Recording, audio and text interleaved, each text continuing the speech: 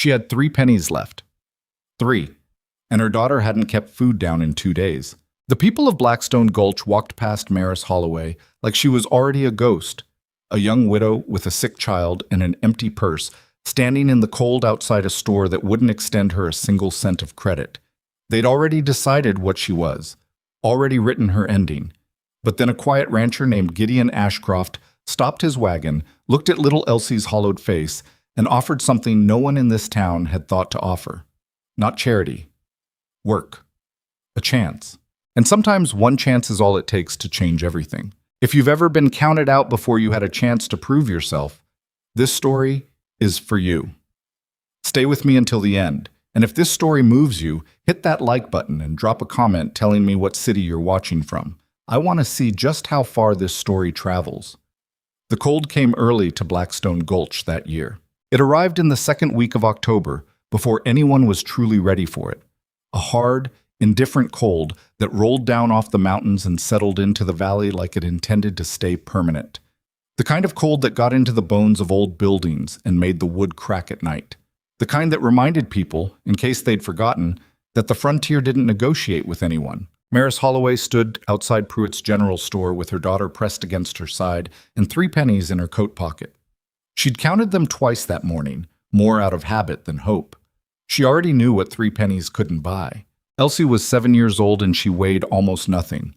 Maris could feel that fact every time she lifted her, a lightness that wasn't right, a fragility that had been growing for 3 weeks now. The child had a low fever that came and went, a cough that rattled in her chest at night, and eyes that were too large for her face because everything around them had started to hollow out. She needed milk. She needed proper food. She needed warmth that didn't depend on a fire that Maris had to coax from green wood every morning. What she had was 3 pennies and a mother who was running out of ideas. Maris pushed open the door to Pruitt's. A little bell jangled overhead. The store smelled like dried tobacco and sawdust, and something faintly sweet from a barrel of molasses near the back counter.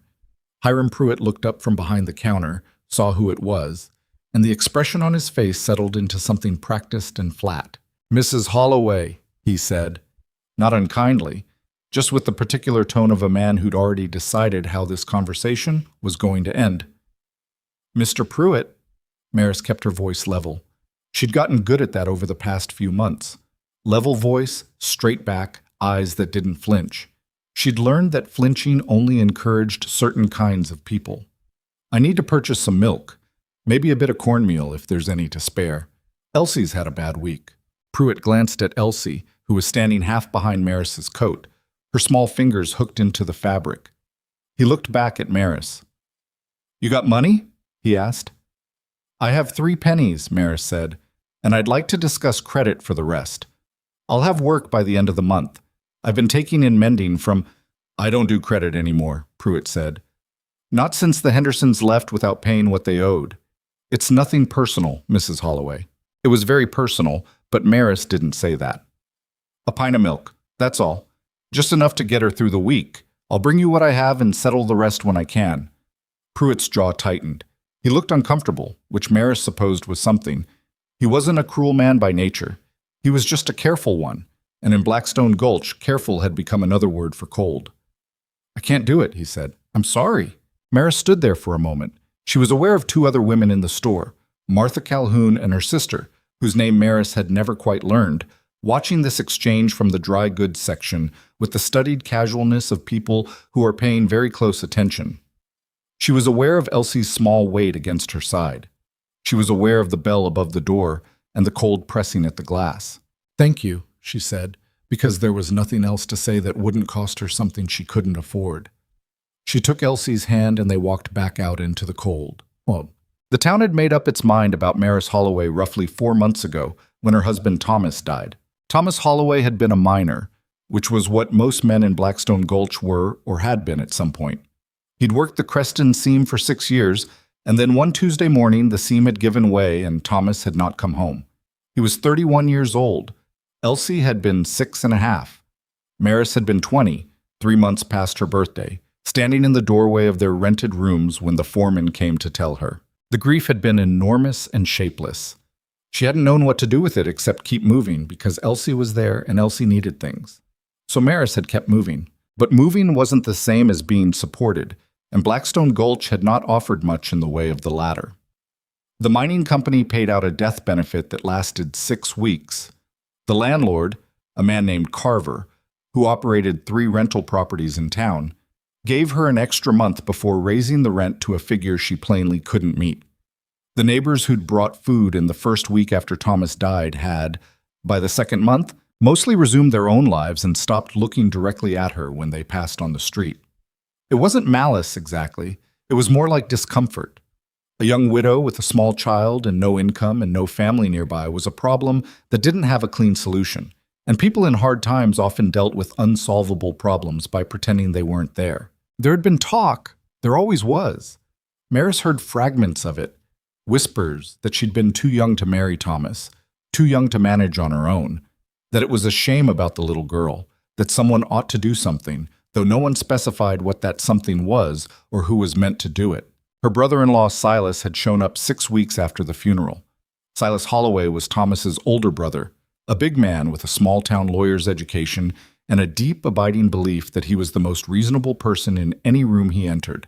He'd sat across from Maris at the little table in her kitchen and explained with considerable patience that the responsible thing would be for Elsie to come live with him and his wife Nadine in their house in Clover Fork, which was a larger town 2 days' ride east. "You'd be free to visit," he'd said, as if he were offering something generous. "She's my daughter," Maris had said. "She's Thomas's daughter, too," Silas had said, and Thomas would want her looked after properly.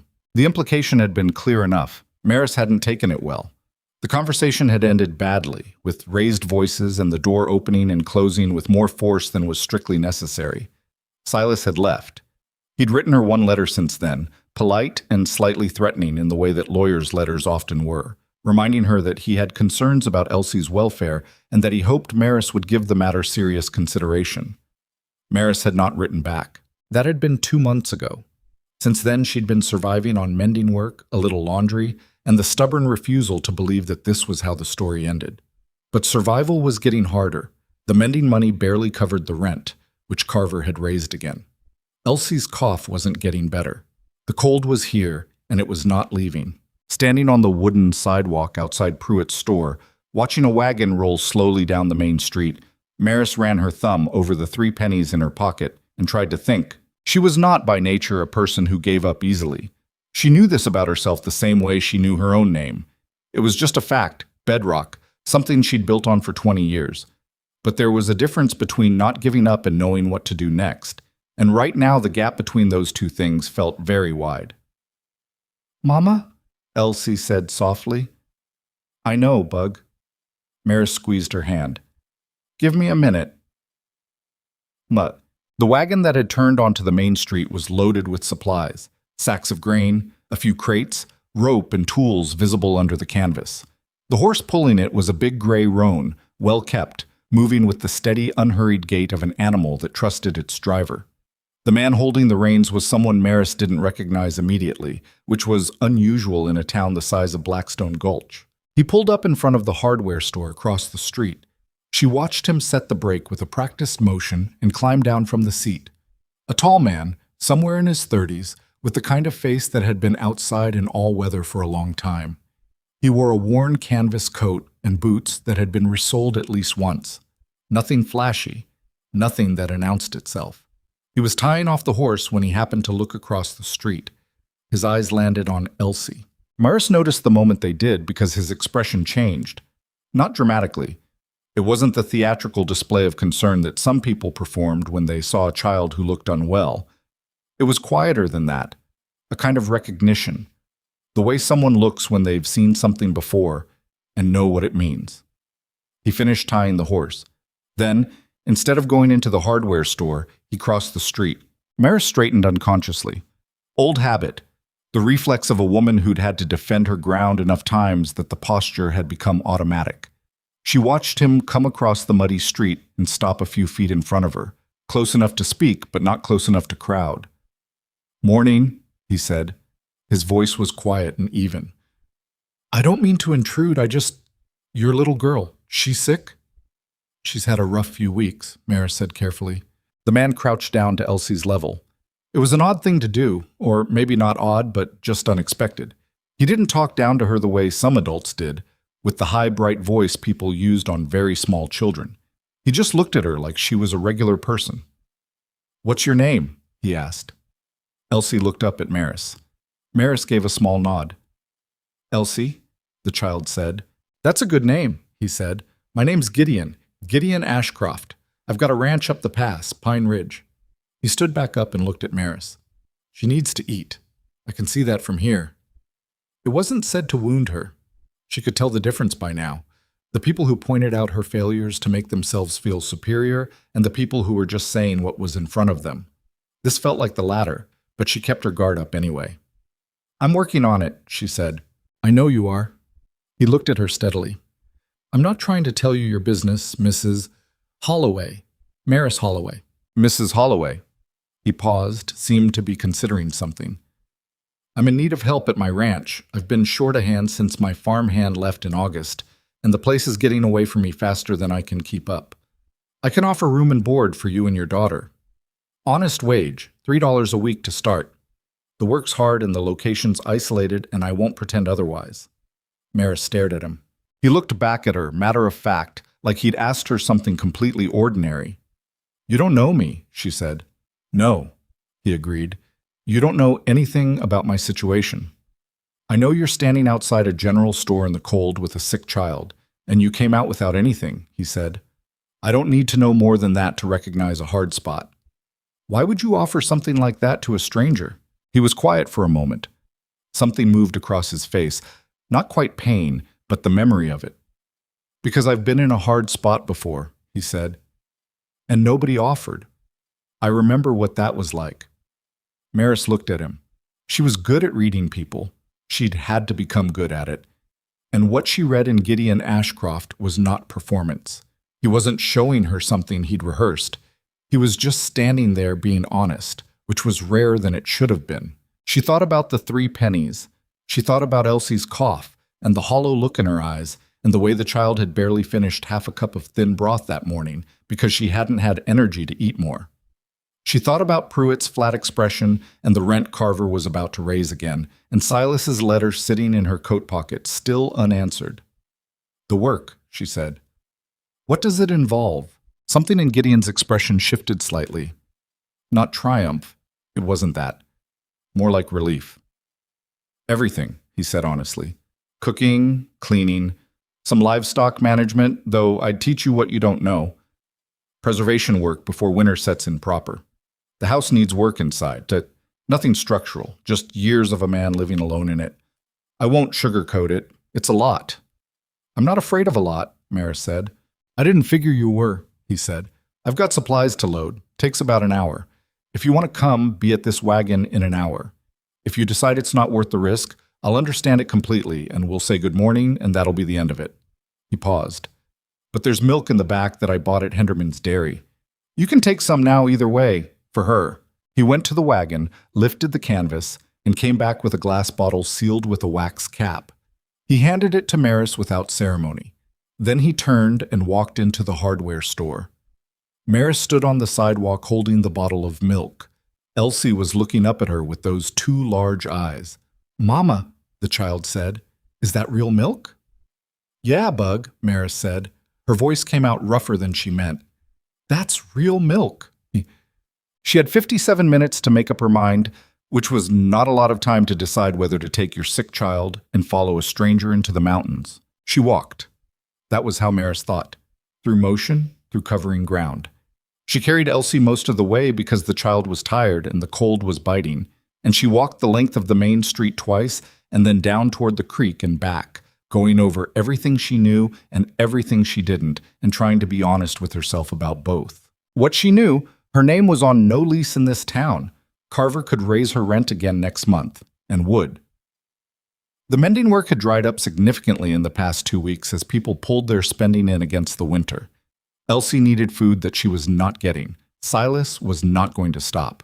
What she didn't know, who Gideon Ashcroft was, whether his offer was what it appeared to be, whether the isolation of a mountain ranch would be better or worse than the slow suffocation of this town. She thought about what Martha Calhoun's expression had looked like in Pruitt's store. The careful blankness of it, the way she'd looked just past Maris rather than at her. She thought about the 6 weeks of death benefit and the raised rent, and the foreman who'd come to her door that Tuesday morning and looked somewhere over her left shoulder while he told her what had happened to Thomas. She thought about Gideon Ashcroft crouching down to Elsie's eye level like the child was worth taking seriously. She went back to the wagon at the 53-minute mark. He was loading the last of the supplies when she walked up. He saw her and Elsie and stopped what he was doing, took in the fact that she was there, and nodded. Once. No big show of it. "There's a spot on the bench seat," he said. "It's warmer up front once we're moving. There's a blanket behind the seat. You'll want it." "Mr. Ashcroft," Maris said. He paused. "I need you to understand something," she said. "I'm not coming because I'm desperate enough to trust blindly. I'm coming because the math says this is the better risk. But if you're not what you're presenting yourself to be, I will find a way to make that your problem. I want you to know that up front." He looked at her for a moment. Then something shifted in his expression that might, if she was reading it right, have been the beginning of respect. "Fair enough," he said. "I'd think less of you if you didn't say that." She climbed onto the wagon with Elsie in her lap, found the blanket, and wrapped it around the two of them. Gideon secured the last strap on the canvas, walked around to the driver's side, and climbed up. He unwrapped the reins and released the brake. The wagon started to move. Maris looked back once at Blackstone Gulch as they rolled toward the northern pass. The main street, the hardware store, Pruitt's general store with its little bell, the church on the hill, the row of houses where people lived their lives without quite seeing her. She turned back around. "How far is the ranch?" she asked.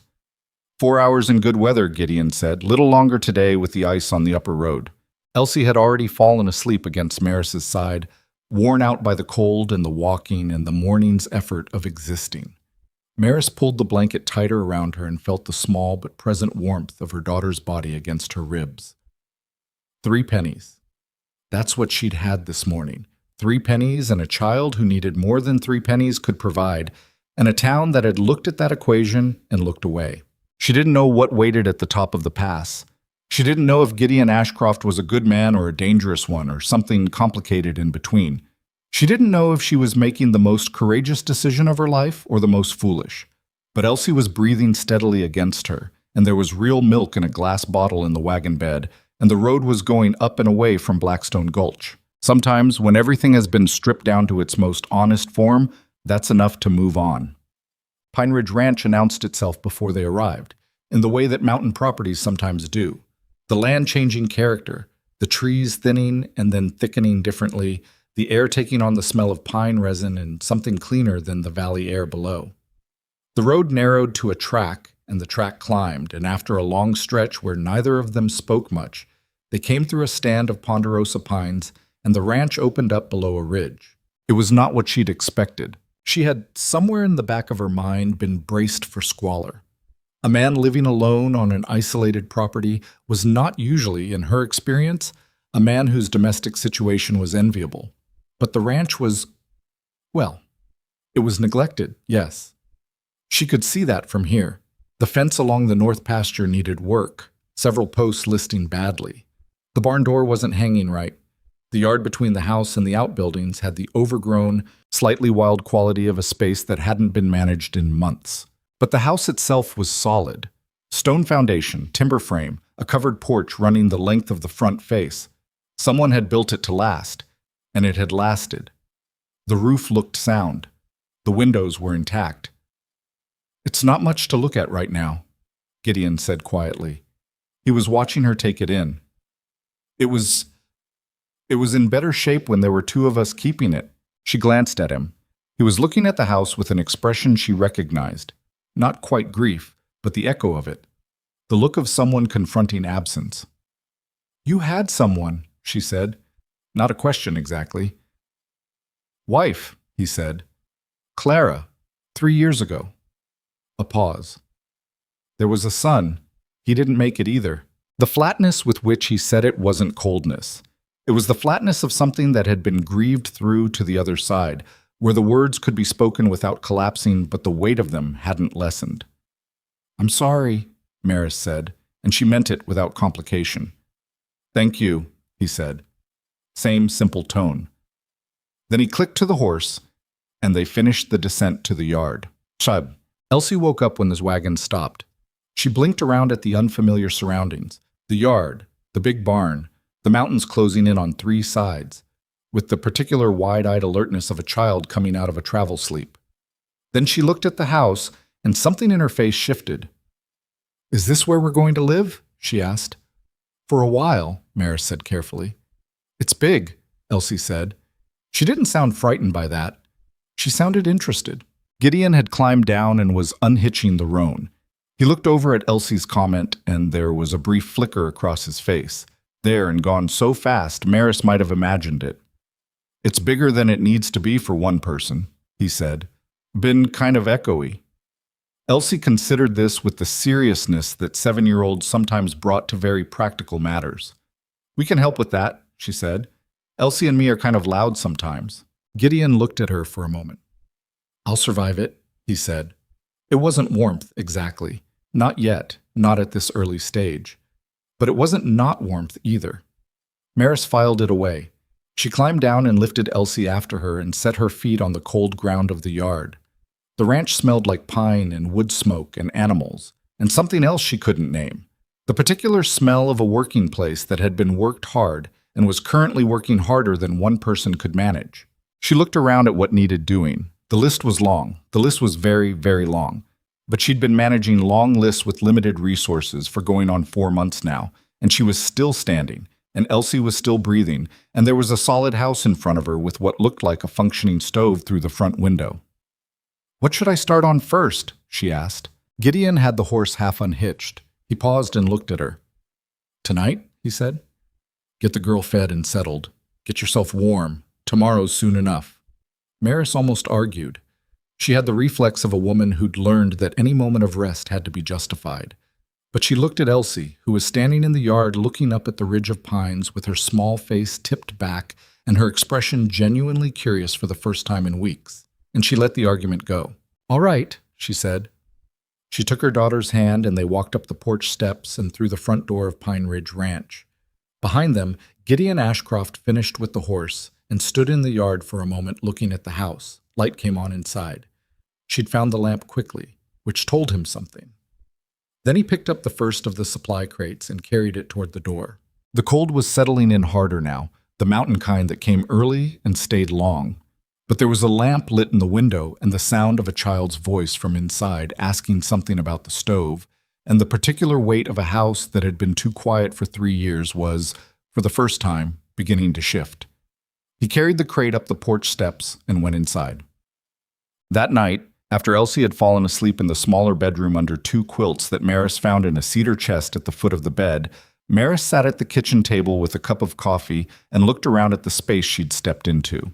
The house was clean in the way that a person keeps something clean when they're the only one who sees it. Functional, ordered, but stripped of anything decorative or soft. The walls were bare. The shelves held what was necessary. There was nothing in the room that wasn't doing a job. Gideon was outside finishing with the livestock. She could hear him moving around in the barn through the kitchen wall. The low sounds of an animal being settled, a door being latched. Familiar sounds, working sounds. She thought about Thomas.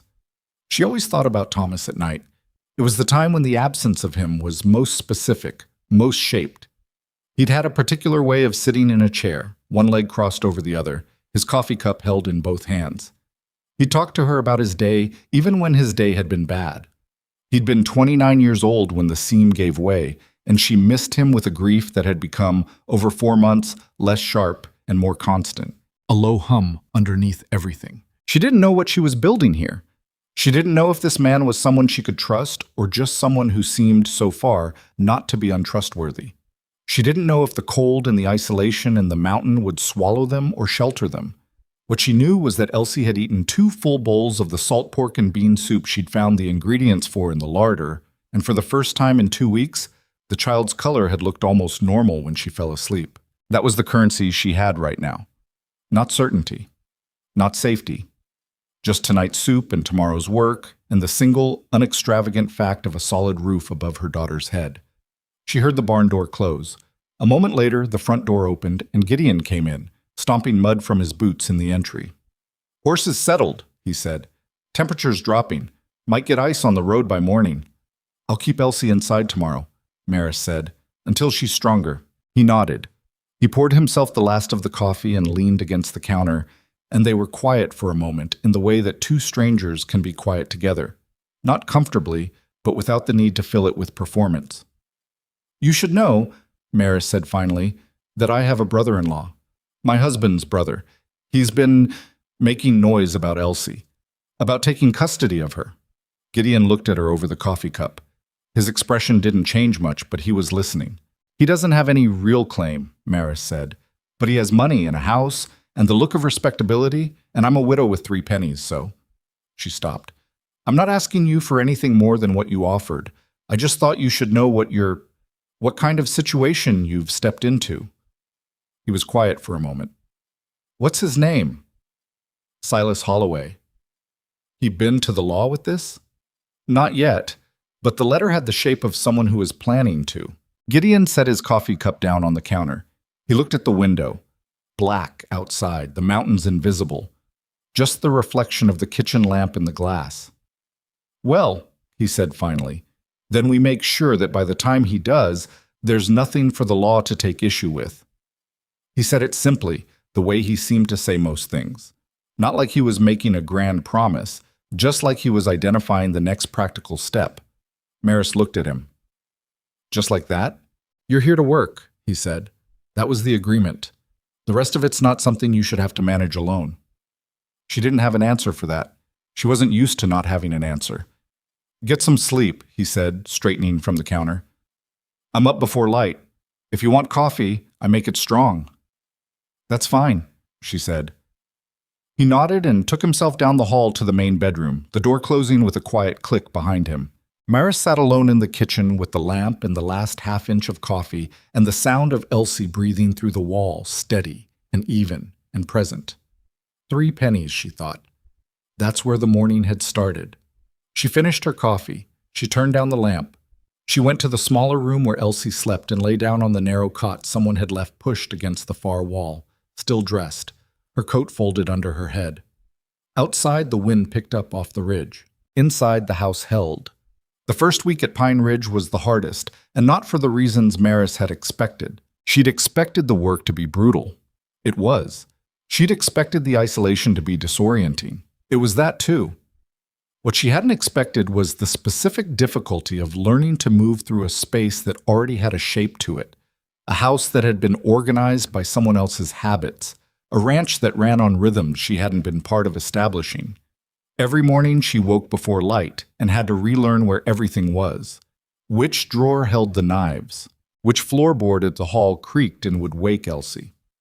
Which of the 2 barn cats was friendly and which would take skin off your hand if you reached for her wrong? Gideon was up before her every morning without fail.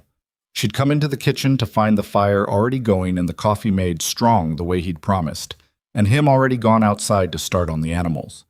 It established something between them without either of them naming it. She took over the kitchen, he took the yard, and they met in the middle somewhere around the practical necessities of the day. He wasn't easy to read. That was the honest truth of it. He answered questions directly and didn't volunteer much beyond what was asked. And in the first few days, Maris couldn't tell if that was natural reserve or active wariness, or just the particular compression that happened to people who spent too much time alone.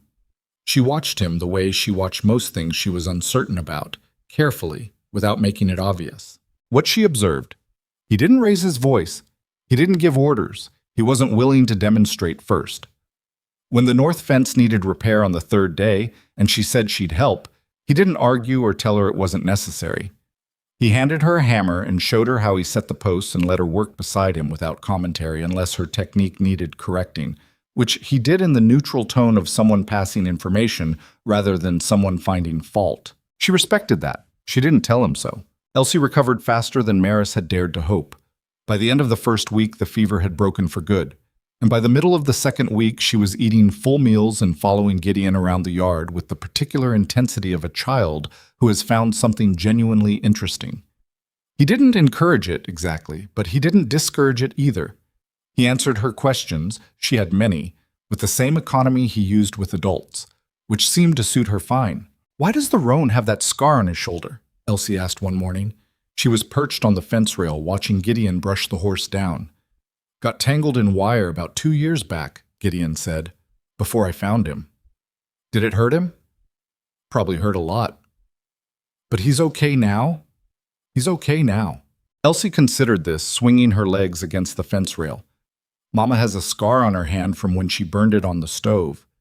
She says it doesn't hurt anymore, but sometimes she looks at it like it does. Maris, who was on the other side of the yard splitting wood and could hear all of this clearly, kept splitting wood. Gideon was quiet for a moment. Some scars are like that, he said finally. They heal up on the outside, but they're still there underneath. Do you have scars like that? Elsie asked. A pause. Yeah, he said. A few. Elsie seemed to find this satisfying in the way that children find honesty satisfying when they're used to adults giving them softened versions of things. She jumped down from the fence and went to find the friendlier of the two barn cats, and Gideon went back to brushing the roan, and Maris stood with the axe in her hands and looked at a knot in the log she was about to split and felt something complicated move through her chest that she couldn't quite name. The house began to change in ways that were small individually and significant collectively. Maris found curtain fabric in the cedar chest, plain cotton, faded blue, probably Clara's, and spent 2 evenings hemming and hanging it in the kitchen windows. She wasn't sure how Gideon would feel about that, and she was prepared for the possibility that he might ask her to take it down. He came in for supper on the second evening, stopped when he noticed the curtains, and stood there for a moment looking at them. They were in the chest, Maris said carefully. If you'd rather I put them back. No, he said. His voice came out slightly off, and he cleared it. No, leave them.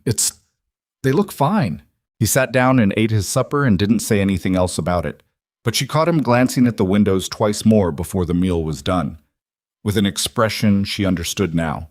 The look of someone confronting absence, she'd identified it on the first night.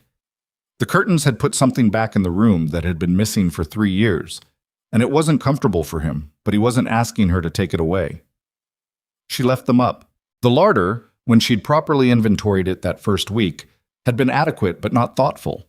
A man's approach to stores, which was to have enough of everything without much consideration for how it all fit together. She began organizing it differently. She started a kitchen garden in the sheltered spot against the south wall of the house, working the cold soil in the afternoons and planting the things she knew would still come up this late in the season if she was careful about it. Winter onions, hardy greens, a few root vegetables that didn't mind frost. Gideon watched the garden project with what she was beginning to recognize as his version of interest, which looked from the outside like nothing in particular, but involved him standing nearby more often than chance explained. Ground's going to freeze, he said one afternoon, watching her turn soil. Not for another few weeks if the weather holds, and these'll be established by then. She sat back on her heels and looked at the bed. You've got good soil here, better than anything in the valley. Never had much use for gardening. That's because you were doing it alone. She glanced up at him. 2 people makes most things possible that one person can't manage. He looked at her for a moment, then looked away. I suppose it does, he said. It was the closest either of them had come, in 2 weeks, to acknowledging what the arrangement was. They didn't push it further than that. November came down off the mountains like a door closing. The temperature dropped 15 degrees in a week. The upper road iced over on the 12th and didn't thaw again. Snow came in the second week, not a blizzard, but the quiet, determined kind that fell for 2 days straight and left everything 3 feet higher than it had been. Pine Ridge was well and truly isolated now. The nearest neighbor, a family named Okafor, who ran sheep 3 miles to the east, might as well have been in another country until the spring thaw. There was something clarifying about it. That was the word Maris found for it, lying in the small bedroom at night listening to the wind come off the ridge. Clarifying. The world had narrowed down to this ranch, this house, these 2 people and a child, and all the ordinary anxieties about what the town thought of her, and what Silas was planning, and how she appeared to people who'd already decided what she was. All of that was, temporarily, on the other side of 3 feet of snow and an iced-over road. There was only the work in front of her, and the fire that needed feeding, and Elsie sleeping soundly in the next room for the first time in months. She slept better than she had in a year. She didn't examine that too closely. Gideon was different in winter. Not warmer exactly, but less compressed, as if the isolation that might have driven other men toward darkness had the opposite effect on him. The crowding out of the external world left him with more room for what was internal. He talked more at supper. Not a lot, but noticeably. He told her things about the ranch, its history, how he'd come to own it, what he'd built, and what had been there when he arrived. He talked about the land with the specific love of someone who'd given a lot of himself to a particular piece of ground and gotten a lot back. The spring on the north slope runs year-round, he told her one evening. Even in the worst drought years, this place had water when the valley ranches were hauling it from the river. That's why I bought it. When most people said I was crazy to pay what I paid for ground this high and this far from town. How long have you been here? Maris asked. 8 years. Came out when I was 26. He turned his coffee cup in his hands. Clara came out 2 years later. We built the barn in the 3rd year, the stone addition on the back of the house the year after that. He stopped. He did that sometimes. Started a thread and let it end without pulling the rest of it out. She'd learned not to push those moments. It's good land, she said instead. It is, he agreed. It's honest. It does what it's going to do, and it doesn't pretend otherwise. I can work with that. Maris thought that was maybe the most she'd ever heard him say about what he valued. I think that's how I prefer things too, she said. Honest. He looked at her across the table. The lamp was between them, throwing light up at both of their faces, and for a moment the usual careful blankness in his expression was somewhere else. I know, he said. Then he looked back at his coffee. Elsie, fully recovered and restored to the energetic tyranny of a healthy 7-year-old, had decided by the middle of November that Gideon Ashcroft was one of the most interesting people she had ever met, and she was going to learn everything he knew. This had not precisely been agreed to, but Gideon handled it the way he seemed to handle most things, by simply adapting to the reality in front of him rather than arguing with it. He taught her how to properly feed the horses without getting stepped on. He showed her how to check the water trough for ice and how to break it without splashing yourself, which was a lesson that apparently required 2 demonstrations and considerable laughter from Elsie before it stuck. He explained which tools in the barn were safe for small hands and which weren't, and why. And he was patient about the explaining in a way that Maris observed carefully, because patience with a child's questions was not something you could perform convincingly. You either had it or you didn't. He had it. That was the part that surprised her, though she wasn't sure why it should have. He'd lost a son. He knew what a child was worth. One evening toward the end of November, Maris was washing up after supper when she heard Gideon's voice from the front room, lower than usual, reading something. She leaned out from the kitchen doorway. He was sitting in the chair by the fire with Elsie curled against his side and a book open across his knee. One of the 3 or 4 volumes on the shelf by the window, something with a cloth cover that Maris didn't recognize. Elsie's head was tipped against his arm, and her eyes were heavy but fighting it. He was reading to her. He wasn't making a performance of it, wasn't doing voices or anything theatrical. He was just reading. But his voice had changed from its usual careful evenness to something slower, warmer, the way people's voices change when they're doing something they've done before and lost, and are now, unexpectedly, doing again. Maris went back into the kitchen and finished the washing up. She was not a person who cried easily. She had learned in the past months that grief and fear and relief all lived somewhere in her chest that she kept a firm hand on, because if she let them run, they had a tendency to take the floor at inconvenient times. She kept a firm hand on that part of herself now, and she finished the dishes, and she dried her hands on the kitchen cloth, and she stood at the window and looked out at the snow on the yard, and breathed steadily until everything settled back into place. When she came out of the kitchen 20 minutes later, Elsie was asleep in the chair, and Gideon was standing by the window looking at the same snow she'd been looking at. He heard her come in and didn't turn around. She went out fast, he said. She usually does when she's had a good day. Maris picked up her daughter, who stirred and settled again without waking. Thank you for reading to her. She asked, he said. Then, after a pause, I didn't mind. She carried Elsie to bed and came back to find he'd stoked the fire and was banking it down for the night. They didn't say anything else, but the quality of the silence between them had shifted again, the way it seemed to shift slightly every few days, becoming fractionally less like the silence between strangers and more like something else she didn't have a word for yet. The letter arrived on a Tuesday, carried up by a rider from town who'd managed the iced road on horseback because he was young and not especially concerned about the ice. Maris knew what it was before she opened it.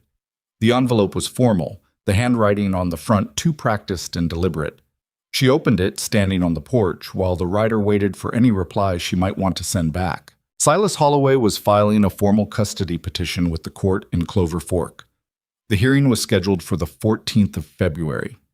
The petition alleged that Maris had abandoned her responsibilities as a parent by taking Elsie into an isolated wilderness location with no community support, inadequate provisions, and a man of unknown character. It alleged that Elsie's welfare could not be adequately guaranteed under current conditions. It requested that the court award temporary and then permanent custody of Elsie Holloway to her paternal uncle and his wife. Maris read it twice. She kept her face neutral while the writer was watching. She said she had no reply to send and thanked him, and waited until he'd turned his horse and started back down the track before she let herself react. She sat down on the porch steps. The cold of them came right through her skirt, but she didn't move. She stared at the snow in the yard and breathed and felt the ground tilt slightly, the way it did when something you'd been dreading arrived in a specific, solid form. It was worse than the anticipation, somehow. But it was also clearer. You couldn't fight something shapeless. This had a shape now. February 14th, Clover Fork. She didn't know how long she sat there before she heard the front door open behind her. "Who was that?" Gideon asked. She held up the letter without turning around. He came down the steps and took it from her hand. She listened to the silence while he read it. It took less time than she'd expected. He read quickly, she knew that, she'd observed it. And then there was more silence. "Well," he said. He sat down on the step beside her. Not close, but beside her. He actually did it. "I knew he would eventually," she said. "I thought I'd have more time to—" She stopped. To what? She hadn't actually known what she was going to do with more time. "I don't know what I thought." "Man of unknown character," Gideon said, with something in his voice that might have been dry amusement if the situation were less serious. "He doesn't know you," Maris said. "No, but a court doesn't know me either." He folded the letter with care and handed it back to her. "Maris." He rarely used her first name. When he did, she paid attention. "You understand what he's doing here, right? He's not petitioning on behalf of Elsie. He's petitioning on behalf of what he thinks is his brother's family name and his brother's child. That's a different thing." "I know that. And the court's going to look at this and they're going to see a young widow in a remote location with no formal standing in this county, no established household of her own, no community around her, living in a man's house without a clear legal arrangement." "I know all of this," Maris said. Her voice came out sharper than she intended. She pressed her hands flat on the cold step. "I know exactly what they're going to see. I've known since before he filed. That's the whole problem." Gideon was quiet. Then he said, "I have a thought." "Tell me." He looked at the yard, at the snow. He seemed to be choosing words with a care that went beyond his usual deliberateness. "The court's going to look at the arrangement here and they're going to make a judgment based on appearances. You living in my house without a legal framework around it. They can make that look like almost anything they want." "Yes," Maris said. "They can. If there was a legal framework," he said, still looking at the yard. "If the arrangement had a formal structure, a recognized one." He paused. "I'm not saying this for any reason other than it being the most direct solution to the specific problem in front of you. I want to be clear about that." Maris had understood where he was going approximately 30 seconds ago. She was sitting with it, turning it over, looking at what it meant and what it didn't mean, and what it would cost and what it might gain. "You're talking about marriage," she said. "I'm talking about giving the court nothing to work with," he said. "An established household, a married couple, the child living with her mother in a stable legal family. That's what Silas wants to tear down. The easiest way to stop him tearing it down is to make sure it's actually built." She looked at him. He was still looking at the yard, and she could see the side of his face, the careful blankness that she'd learned concealed rather than indicated absence of feeling. "Gideon," she said, "look at me." He turned and looked at her. "Are you sure about this?" she asked. because I need you to understand what you're actually offering. This isn't. She stopped, started again. This doesn't go away after the hearing. Whatever we agree to now, we have to be able to stand behind it in front of a judge. And after. I know what I'm offering, he said. I wouldn't have said it if I didn't. Why? She asked. And she meant it genuinely. Not the transaction, not the logic of it, but the human thing underneath. Why does this matter to you? He was quiet for a long moment. The wind came off the ridge, moving the top branches of the nearest pines. Because she's a good kid, he said finally, and she's yours. And I've watched you work yourself raw to give her something worth having. And I'm not going to sit here and watch some man in a suit take her away because the paperwork isn't right. He said it flatly, without drama, the way he said most things. That's why. Maris looked at him for another moment. Then she looked back at the yard, at the snow, at the mountains closing in on the ridge above. She thought about Thomas. She thought about what Thomas would say if he could see her sitting on this porch in these mountains with this man, trying to make a life from what was left. She thought he would say something practical and something kind, and probably something that made her laugh, because that had been who Thomas was. She didn't think he would say no. She didn't think he would want her sitting in the cold until she ran out of options. The 14th of February, she said. Gives us roughly 10 weeks, Gideon said. That's enough time to file and have it recognized before the hearing. This is a practical arrangement, she said, saying it clearly, making sure it was said. That's what I offered, he said, and we both understand that. We both understand it, he agreed. She nodded slowly. The cold had worked its way through her coat now, and she was aware of it, but she stayed sitting for another moment because some decisions needed to be made sitting still rather than in motion. All right, she said. It was the second time she'd said that to him. The first had been in Blackstone Gulch 4 months ago, on the bench seat of a wagon with 3 pennies in her pocket and a sick child in her lap. She'd said all right then, too, and stepped into an unknown thing, and it had not been what she feared. She was going to have to trust that that held. Inside, through the window, she could see the lamp they'd left burning in the kitchen, and the curtains she'd hung in the first week, faded blue in the lamplight, moving slightly in the draft from the stove. She got up off the cold step and went inside to figure out what came next. They were married on a Thursday in December, in the front room of Pine Ridge Ranch, with the justice of the peace from the valley town of Harlan riding up on a borrowed mule because the road was still iced, and he was a practical man who understood that legal matters didn't wait on weather. His name was Aldous Frey, and he was 60-something with a white mustache and the particular unflappable quality of a man who had officiated too many things in too many conditions to be surprised by any of them. He shook Gideon's hand, introduced himself to Maris, accepted a cup of coffee, and asked if they were ready. They were ready. Elsie stood beside Maris in her best dress, which Maris had let out at the hem the week before because the child had grown an inch since October. She was holding a small bunch of dried wildflowers that she'd found pressed in the back of one of the books on Gideon's shelf. She'd asked if she could hold them, and no one had said no. She was very serious about the whole proceeding, in the way that children are serious about things they sense matter deeply to the adults around them. The ceremony was short. Frey read the legal language in a steady voice, and they said what needed to be said, and Gideon put a plain band on Maris's finger. It had been Clara's, and he'd offered it without explanation, and she'd accepted it without asking for one, because both of them understood that the ring was practical, and the practicality was not diminished by the history attached to it. When it was done, Frey signed the papers and witnessed them and tucked his copy into his coat. "Congratulations," he said, and he meant it the way that people mean things when they're not sure exactly what they're congratulating, but can see that something real has happened. After he left, the 3 of them ate supper together the same as they did every evening, and Elsie talked about the dried flowers and whether the pressing had happened on purpose or by accident, and neither Maris nor Gideon mentioned the ceremony again that night. That was not awkwardness. It was just the reality of what they'd agreed to. An honest arrangement between 2 people who were not pretending it was anything other than what it was. The papers were real. The ring was real. Everything else would need time to find its own shape, if it found one at all. Maris lay awake that night for a long time, staring at the ceiling of the small bedroom. She'd been sleeping in the small bedroom since the first night, and that had not changed. She turned the ring on her finger once in the dark. It was slightly loose, Clara having been a slightly larger woman, and then she put her hand flat on the quilt and closed her eyes. 10 weeks, she thought. They had until February 14th.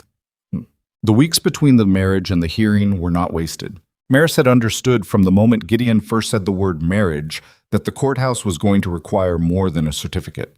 Silas Holloway was not a stupid man. He had a lawyer's education and enough money to hire someone better than himself, and he would have spent the weeks before the hearing building a case out of whatever material was available. Maris had to assume he would use everything. Her time in Blackstone Gulch, the 3 pennies, the way people there had looked at her, the fact that she'd left without saying goodbye to anyone and gone to live on a mountain with a stranger. He would make it look like exactly what he wanted it to look like. That was his skill. So Maris worked on making the truth visible, which was harder than it sounded because the truth required things to point at. She kept records. She had always had a head for figures, and she started a ledger: ranch income, expenses, what she'd contributed, what she'd managed. She documented the kitchen garden, the preserved stores, the work she'd done on the house. She wrote down Elsie's weight on the first of each month, because a child's weight was a fact that no one could argue with, and Elsie had gained 6 pounds since October. She was methodical about it in a way that felt slightly cold, but was, she knew, necessary. Gideon watched this process without commenting on it directly. But one evening in January, he came in from the barn and sat down across from her at the kitchen table where she was working in the ledger, and he said, "My neighbor, Caleb Okafor. He and his wife Margaret have been to the ranch twice since you arrived. If it helps to have someone who can speak to how things are here, I think they'd be willing." Maris looked up. "You asked them?" "I mentioned it." He paused. "Caleb said, and I'm quoting him directly, that you were the most organized person he'd met in 20 years of ranching, and that Elsie had color in her face and talked too much, which he meant as a compliment." Something tight in Maris's chest loosened slightly. "I'll talk to Margaret." "I thought you would." Margaret Okafor was a broad-shouldered woman from somewhere in the Ohio Valley who had the direct manner of someone who'd spent her life saying exactly what she meant and had no plans to change that. She rode over on a gray mare the following week and sat in Maris's kitchen and drank coffee and asked straightforward questions and said she would write a letter to the court attesting to what she'd observed if that would be useful. "My husband's going to testify in person if they'll allow it," she said. "He told the judge that last time there was a matter in this county and they allowed it, so." She set her cup down. "This brother-in-law of yours, what's his angle, really?" "Control," Maris said. "He thinks Thomas's daughter should be in his keeping because Thomas is gone and I'm—" She stopped. "Because he doesn't think I'm capable." "Of what?" "Of anything, I think. Of surviving. Of deciding for myself." Margaret looked at her steadily. "And your husband? What is he in this?" Maris met her eyes. "He's a decent man who didn't want to watch something unjust happen when he had the means to do something about it." Margaret considered that. "That's a specific kind of man," she said. "They exist, but not in large quantities." "No," Maris agreed. "They don't." Margaret went home and wrote the letter the same week. February arrived cold and clear, the mountains sharp against a pale sky. On the 10th, 4 days before the hearing, Maris got a second letter. This one was from a woman named Doris Crew, who had been a neighbor in Blackstone Gulch. One of the women who had looked past Maris on the street, who had not been in Pruitt's store the day with the milk, but who had been part of the fabric of that town's judgment. She wrote in small, careful handwriting that Silas Holloway had come to Blackstone Gulch in December and spoken with several residents, and that he had asked specific questions about Maris's character and behavior and the state of her home before she left, and that Doris was writing because she thought Maris should know. She also wrote in the same small, careful hand, "I did not say kind things when he asked, and I am not proud of that. I said what people here generally said, which was not generous. I wanted you to know I understand now that we were not fair to you, and I am sorry for my part in it." It was the most complicated letter Maris had received in her life. She read it 3 times and then folded it and put it in the pocket of her coat and didn't take it out again that day. The apology was genuine, she thought, but it was also 4 months too late, and it didn't change what Silas had gathered in December, which was a collection of townspeople who would, under oath, describe Maris Holloway in the least favorable terms available. She told Gideon about it that evening. He listened without interrupting. When she finished, he said, He's building a character case. He doesn't have anything about Elsie's actual condition because her actual condition is fine and he knows it, so he's going after yours. Yes. Then we do the same thing in reverse. We put the actual condition in front of the judge and let the character testimony collapse against it. It's not that simple, Maris said. People believe what they want to believe about women in my situation. Some judges do, Gideon said. Some don't. We got Harlan Pruitt on the bench in Clover Fork. You know him? Knew his father. Harlan's been on that bench 12 years. He's got a reputation for not being moved by what people think he should think. He paused. That's all I can tell you. He's fair. Whether fair is enough depends on what we put in front of him. Maris was quiet for a moment. I'm afraid, she said. She said it simply, without trying to dress it up. I don't say that easily. I know you don't. If he takes her... She stopped. She couldn't finish the sentence because the inside of it was too large. He's not going to take her, Gideon said. His voice was certain, not in the way of someone performing certainty for reassurance, but in the particular way of someone who has made a decision that the sentence will not be permitted to be true. We're not going to let that happen. She looked at him across the table. The lamp between them, same as always. The curtains she'd hung in the first week. The ledger open on the table. 3 months of documented reality. You've done more than you were asked to, she said. He looked at her evenly. You've done more than you were asked to. You didn't come up here expecting to rebuild this place. You came up here to survive the winter and keep your daughter fed. What you actually did is... He stopped, seemed to reassess the direction he was heading, and redirected. You turned this place back into something worth coming home to. That's not nothing. The silence after that was different from most of their silences. Fuller. She let it stay. I should check the ledger entries from November, she said finally. The Okafor visits. I want the dates exact. December 3rd and January 18th, he said, without hesitation. She looked at him. I remember things, he said mildly, and went back to his coffee. Yeah. The road to Clover Fork took them most of a day. The wagon loaded with everything Maris had spent months accumulating. The ledger, the letters, the documented weights and provisions and records. Elsie rode between them on the bench seat, leaning into Maris's side, unusually quiet. She was old enough to understand that something important was happening and young enough that the specifics were not entirely clear to her, which Maris was grateful for. She'd explained it as simply as she could. Uncle Silas was going to talk to a judge about where Elsie should live, and Maris and Gideon were going to talk to the same judge, and the judge was going to decide. Will he decide right? Elsie had asked. We're going to make sure he has what he needs to, Maris had said, which was not the same as yes, but was the only honest answer she had. Clover Fork was bigger than Blackstone Gulch, a proper county seat with a courthouse and a hotel and 2 competing general stores on the main street. They arrived in the early evening and took rooms at the hotel, Maris and Elsie in one room, Gideon in the room adjacent. They ate in the hotel dining room, and Elsie fell asleep early, and Maris sat by the window in their room and looked at the street below and went over everything in her head one more time. She was not, she realized, going to sleep much. At some point past midnight, she heard a quiet knock at the adjoining door. She opened it. Gideon was standing in the doorway in his work clothes, still dressed, holding a cup of something that smelled like tea, which surprised her because she'd never seen him drink tea.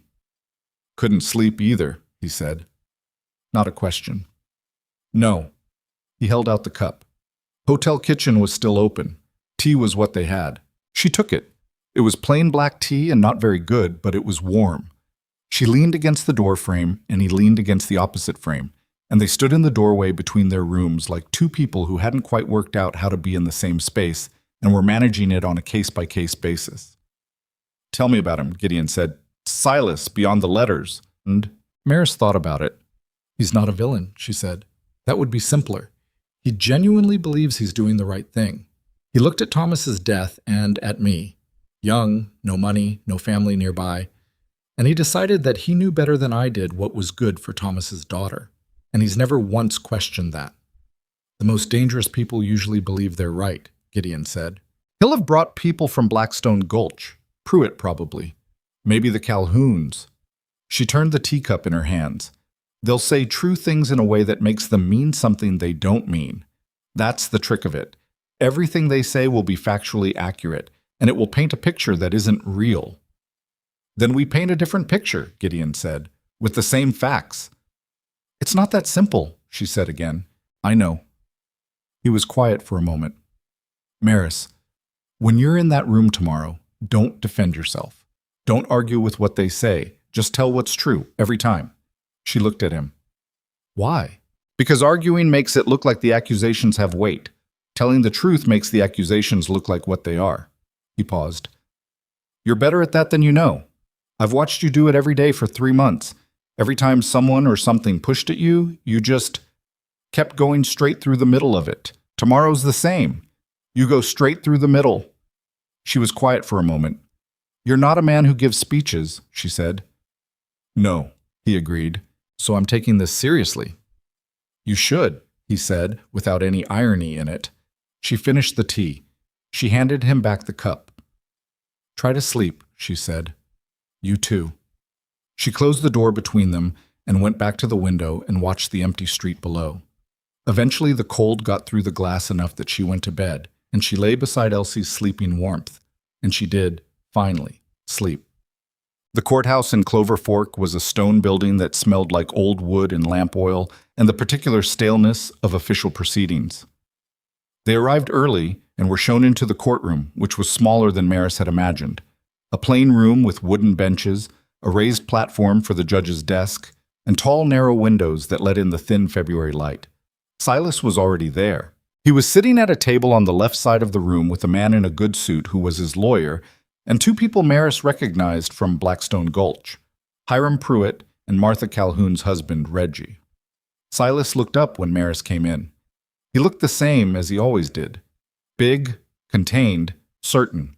His eyes moved from Maris to Gideon and then down to Elsie, and something complicated happened in his expression.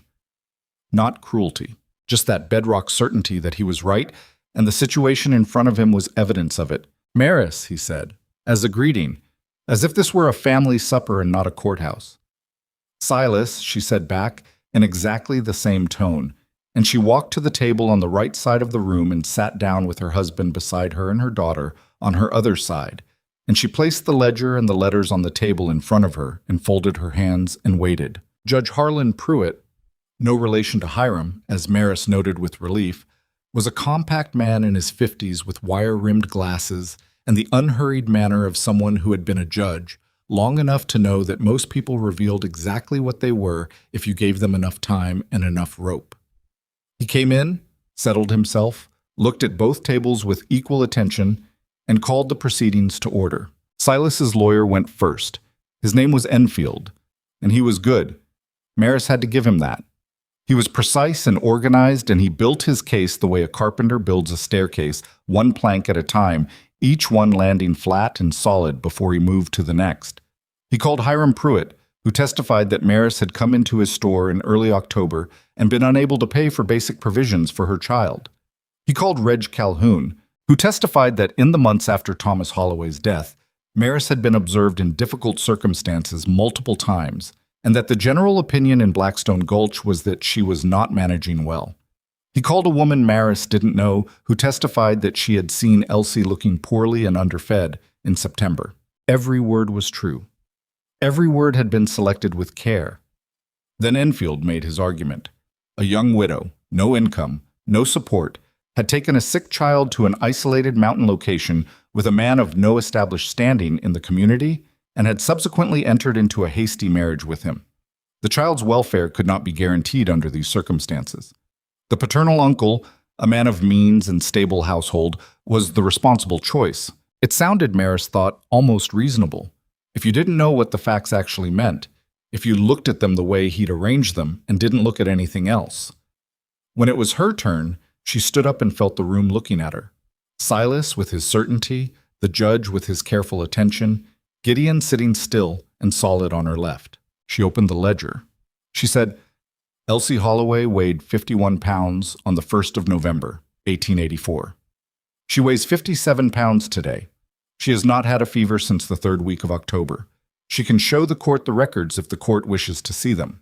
She said, the ranch she lives on has a documented income, a functioning kitchen garden that she planted herself, and a larder that is fully stocked for winter. She can provide the accounts. She said Hiram Pruitt's testimony about October was true. That was October. This is February. She would ask the court to consider what 4 months of documented reality meant versus 4 months of a man's opinion about what that reality would become. She didn't raise her voice. She didn't argue with Enfield. She didn't say anything about Silas except that he was her daughter's uncle, and she understood he had concerns. She just kept laying things down, the letters, the records, the dated entries, Caleb Okafor's testimony in person, and Margaret's in writing, the marriage certificate. Go straight through the middle. Gideon testified last, and he did it in the same register he did everything, quietly, directly, without decoration. He described the ranch. He described what Maris had done there. He described Elsie's health in October and Elsie's health now. When Enfield asked him whether the marriage had not been entered into very suddenly, given the circumstances, Gideon said yes. When Enfield implied that the speed of the marriage suggested it was transactional, Gideon looked at him without expression and said, "The circumstances required a decision. We made one. I'm not sure what's surprising about that. You'd known Mrs. Holloway, the current Mrs. Ashcroft, for only a few months," Enfield pressed. "I'd known her long enough," Gideon said, "to know she was the hardest working person on my property and the best mother I'd observed in a long time. That seemed like sufficient information." The courtroom was quiet after that. Then Silas's lawyer made a mistake. He was very good, and good lawyers sometimes made the mistake of believing that their skill entitled them to one more move than the situation warranted. He stood up and he said to the court, "The question before this court is not whether Mrs. Ashcroft is a hard worker. The question is whether a child should be raised in a remote, isolated location without the benefit of schooling or community by a woman who was, until recently, unable to provide for her. We submit that the Holloway household in Clover Fork offers advantages that this arrangement simply cannot match." He sat down. He looked satisfied. Then Judge Harlan Pruitt took off his wire-rimmed glasses and set them on his desk and looked at the room with the expression of a man who has heard everything he needed to hear and is done waiting. He said, "I'm going to speak briefly about what I've seen in this courtroom today, and then I'm going to ask to speak with the child privately before I make my determination." Silas's lawyer straightened. "What I've seen," the judge said, "is a very competent presentation of a set of facts arranged to suggest one conclusion. I've also seen a ledger, a set of letters, and testimony from an established neighboring rancher, all of which describe something measurably different from what that arrangement suggests. I've learned in 12 years on this bench that the loudest argument is not always the right one. Frequently, the loudest argument is trying to compensate for something." He put his glasses back on. "I'll see the child now." Silas made a sound, not quite a word, just a breath of something. His lawyer put a hand on his arm. Maris looked at Gideon. He looked back at her. He didn't say anything. He didn't need to. They took Elsie through the door to the judge's anteroom, and Maris sat at the table and put her hands flat on the ledger and listened to the silence of the courthouse and breathed, in and out, steadily, the way she'd learned to breathe when things were out of her hands. The door was closed.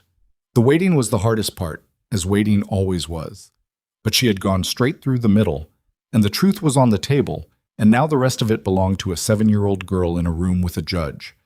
A girl who had her mother's stubbornness and her father's directness, and who had, over the past 4 months, proven herself capable of speaking her mind to a 6-foot rancher without flinching. Maris had done everything she could do. She waited. Elsie was in that room for 22 minutes. Maris knew because she watched the clock on the courthouse wall without meaning to, the way you watch something when you have nothing else to do with your hands and your eyes, and the waiting is going to kill you if you let it. 22 minutes. The minute hand moved with the particular cruelty of minute hands in courtrooms and hospitals and every other place where time matters too much. Gideon sat beside her and didn't try to fill the silence. That was one of the things she had come to rely on without realizing it, his ability to be present without performing presence. He wasn't telling her it would be fine. He wasn't making predictions. He was just there, his forearm resting on the table beside hers, close enough that she was aware of it. Silas sat at the other table and stared at the door to the anteroom with an expression Maris couldn't read from across the room. His lawyer, Enfield, had his hands folded on the table and was studying them with the focused attention of a man who had done everything he could do and was now waiting for the math to work out. Red Calhoun had been dismissed after his testimony and was no longer in the room. Hiram Pruitt had stayed. He was in the gallery behind Silas's table, and at some point during the wait, Maris felt his eyes on her and turned to look at him. He looked away first.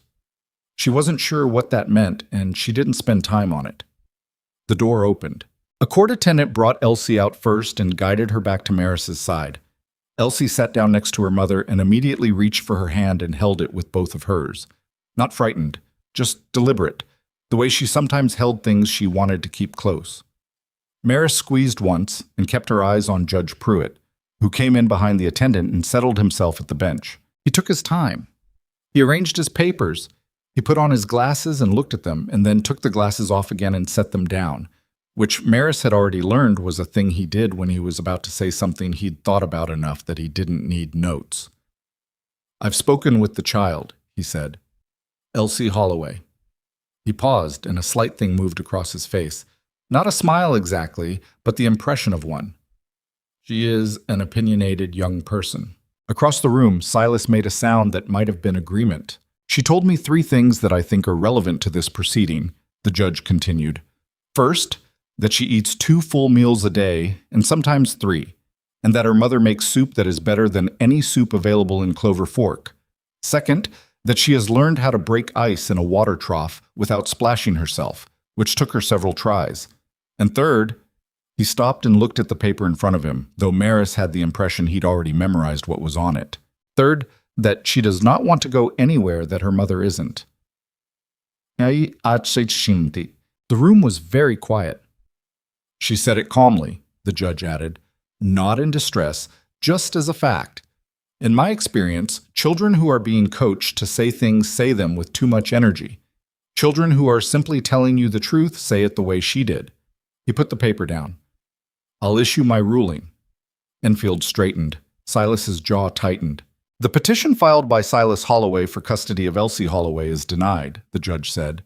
"The court finds no evidence of neglect, abandonment, or inadequate provision. The court finds substantial evidence to the contrary. Documented evidence, I'll note, presented clearly and without embellishment, which I find more credible than a collection of impressions gathered from people who last saw this family 4 months ago in considerably different circumstances." He put his glasses back on. "Mr. Holloway," he said, looking at Silas directly, "I understand your concern for your brother's daughter. I'll credit you with genuine feeling on that point. But genuine feeling is not the same as a legal claim, and concern for a child's welfare must be grounded in the child's actual welfare, not in what we believe that welfare should look like." He paused. "This petition is dismissed with prejudice. That means it cannot be refiled on the same grounds. If circumstances change materially and there is genuine cause for concern, the court is always available. But you will not use this court to relitigate the same argument with different phrasing. Are we understood?" Silas said, "Yes, Your Honor." His voice was flat and contained, and he stared at the judge's desk rather than looking across the room. "We're adjourned," Judge Pruitt said. He stood and gathered his papers and left the bench, and the room began to move again. Enfield leaning towards Silas in low conversation, the court attendant collecting documents, Hiram Pruitt in the gallery putting on his hat with the deliberate movements of a man who wished he were somewhere else. Maris sat still for a moment. She had prepared herself for many outcomes, had mapped them in her head on the long night in the hotel room, but the actual arrival of this one, the real, official, spoken version of it, needed a moment to become real in her body as well as her mind. Elsie tugged her hand. "Mama, is that the good thing?" "Yes," Maris said. Her voice came out rougher than she intended. "That's the good thing." "Okay." Elsie nodded with the satisfaction of someone who had anticipated this result and was pleased to have it confirmed. Then she looked up at Gideon on Maris's other side. "Can we eat somewhere before we drive back? The hotel had pie." Gideon made a sound in his throat that was, Maris realized, the closest thing to a laugh she had ever heard from him. "Yeah," he said, "we can get pie." Silas caught them in the hallway outside the courtroom. Maris had seen him rise from his table as the room cleared and had tracked him in her peripheral vision. and she was not surprised when he appeared in the corridor. She handed Elsie to Gideon with a look that he read correctly. He took the child toward the building's front entrance and gave them space without being asked. Silas stopped a few feet from her. Up close, he looked older than he had at the table, or maybe it was just that the particular energy that had been holding him upright in the courtroom had let go now that the ruling was done. He was 51, she remembered. He'd always seemed younger than that to her, or maybe it was just that certainty made people seem more vigorous than they were. "I want you to know," he started, "that everything I did was for Elsie's sake." "I know you believe that," Maris said. "It's not a matter of belief. Thomas was my brother. She's his daughter. I had a responsibility." "Silas!" She kept her voice even. "You had a feeling. You're not wrong to have had it, but you translated it into a legal action against me without ever once sitting down with me and asking how we were doing. You went to Blackstone Gulch and collected opinions from people who hadn't seen us in 4 months. You built a case instead of having a conversation." She paused. "That's the part I can't forgive as easily as everything else." He was quiet. He looked at her with an expression she hadn't seen from him before. Not the certainty, not the contained authority. Something more uncertain, which sat on his face with difficulty, like a man wearing a coat that didn't fit. "She told the judge she didn't want to leave you," he said. "I know. She didn't even—" He stopped. "I thought she might ask to come with us. I thought maybe she'd want—" He stopped again. Maris understood what he was saying, which was that he had built this entire structure on the assumption that Elsie was suffering in a way she needed to be rescued from, and the child had walked into a room with a judge and said, plainly and without drama, that she was fine and she wanted to stay with her mother. It had taken the floor out from under him in a way that no legal argument could have. Children's uncoached honesty had that quality sometimes. It went straight through everything you'd constructed. "She loves you," Mary said. "She talks about her Uncle Silas sometimes, about things Thomas used to tell her, stories about when you were boys." She let that land. "You haven't lost her. You just can't have her the way you wanted." Something moved across Silas's face. It wasn't quite remorse, but it was in that neighborhood. "If I wanted to, if there was a possibility of visiting," he said. "In the summer, maybe. When the road is open. I'm not asking for—" "She's 7, Maris said. "She needs people who knew her father. I'm not going to cut you out of her life for filing a petition I disagree with. That's not the kind of person I am." She paused. "But you come as her uncle, not as someone building another case." "Understood," he said. After a moment, "I'm sorry, Maris." She looked at him. She believed it. She also knew that sorry didn't reach back 4 months and change things, didn't put the pennies back in her pocket or make October less cold or give Elsie her color back any sooner. Sorry was what people said when they'd run out of everything else, and sometimes it was real, and sometimes it was just the last move available, and either way it didn't undo anything. "I know," she said. Which was not "I forgive you," but it was as much as she had right now. It was honest. That was what she had to offer. She left him in the corridor and went to find her daughter and her husband. Thus, they ate pie at the hotel dining room, apple for Elsie and Gideon, dried cherry for Maris, which was the last of what they had, and the waitress brought it without apology, and it was good enough. Elsie described her conversation with the judge in considerable detail, including her assessment that he had kind eyes but a serious mouth, and that he had asked her about school, and she had told him that her mother was teaching her, and that she was learning faster than she had in the schoolroom in Blackstone Gulch, which was true.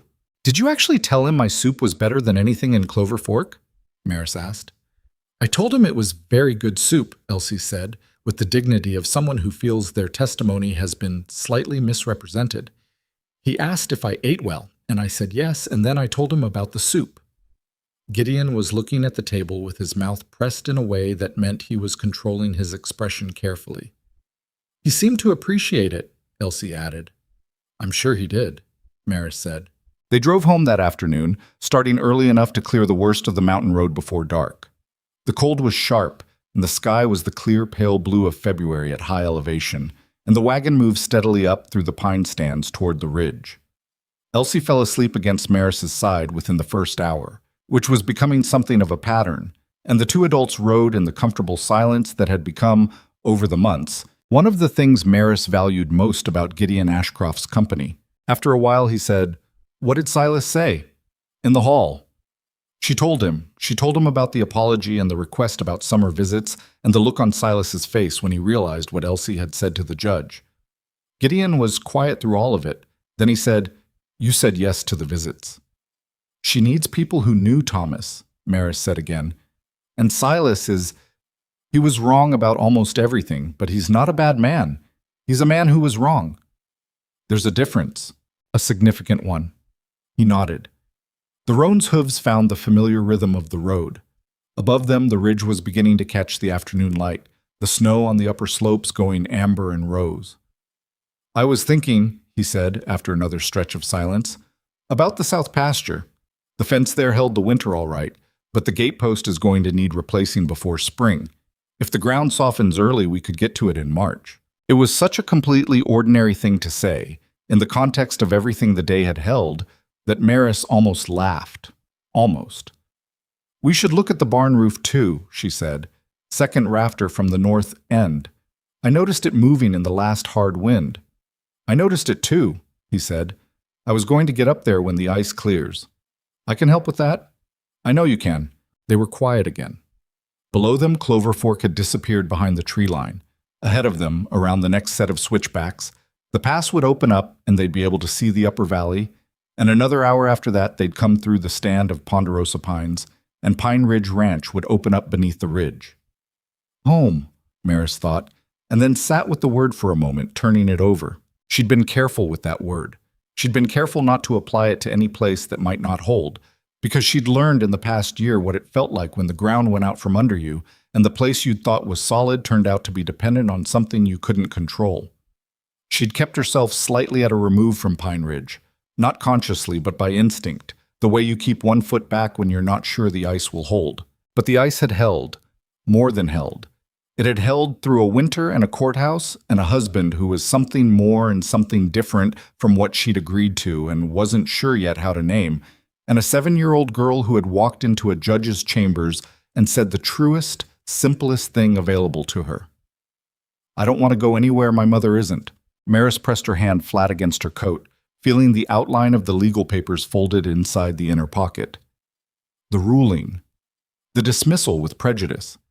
The document that said, in the formal language of a court, that Elsie was hers and no one was taking her anywhere. She let herself use the word. Home. The weeks after the hearing had a quality she hadn't expected, which was lightness. Not the lightness of a problem solved. Problems didn't solve themselves so cleanly, she knew that, but the lightness of a specific weight being lifted. She'd been carrying the threat of Silas's petition since October, through the whole of the winter and the marriage and the record-keeping and the carefully documented reality she'd constructed to defend herself with, and now she set it down.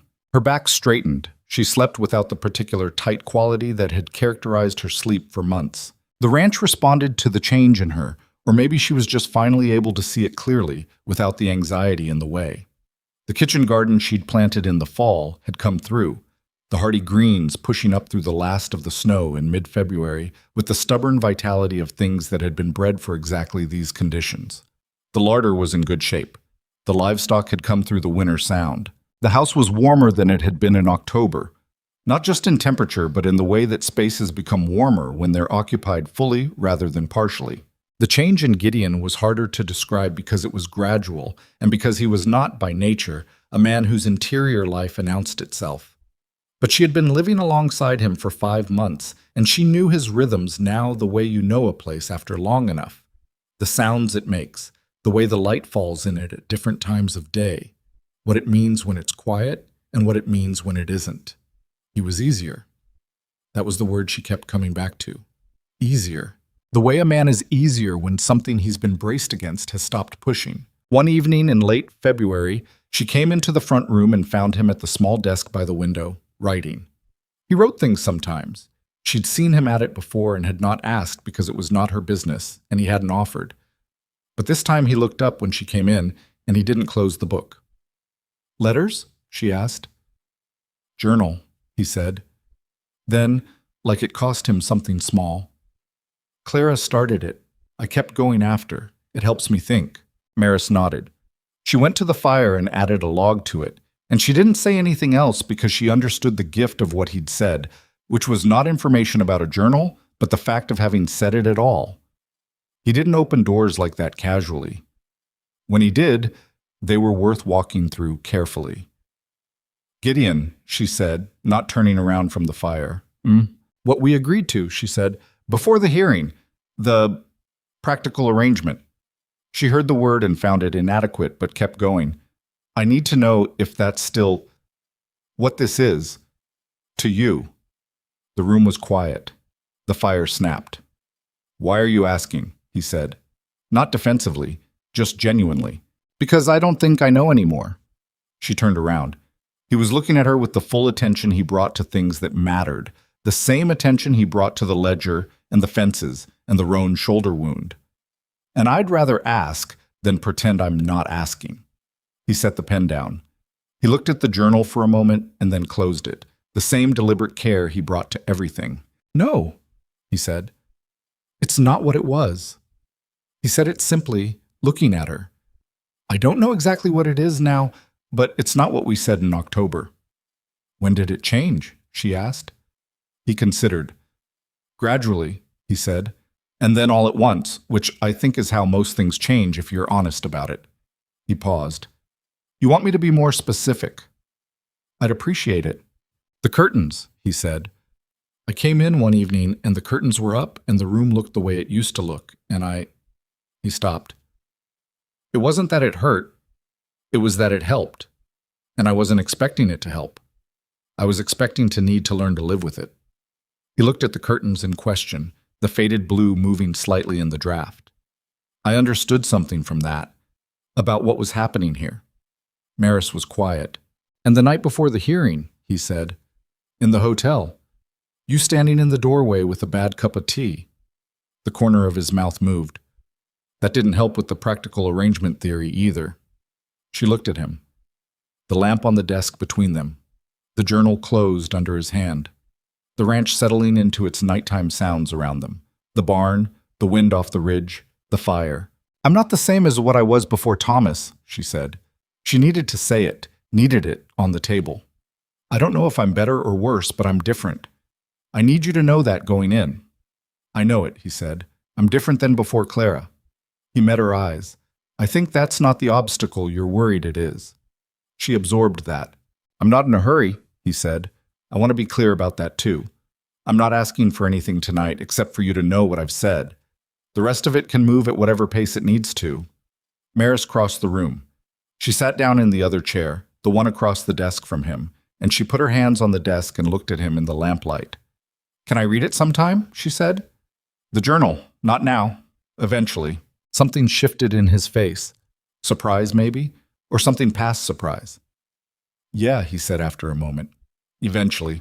They sat there in the lamplit room with the ranch around them and the fire going down to coals.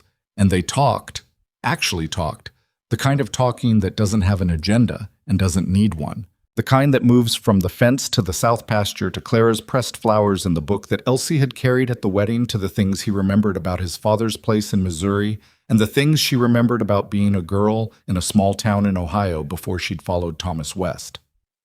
They talked until the fire was out and the lamp was low, and at some point Maris realized she'd stopped sitting across the desk and was sitting on the corner of the desk itself, and he'd turned his chair to face her, and neither of them had noted the moment of transition. It's late, she said eventually. It is, he agreed. Neither of them moved for another moment.